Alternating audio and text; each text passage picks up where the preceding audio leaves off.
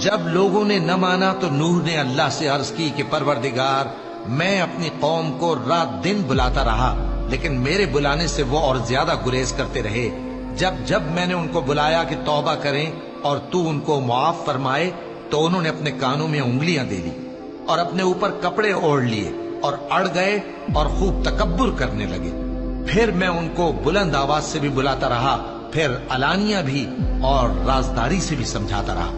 پھر میں نے کہا کہ اپنے پروردگار سے معافی مانگو کہ وہ بڑا معاف کرنے والا ہے۔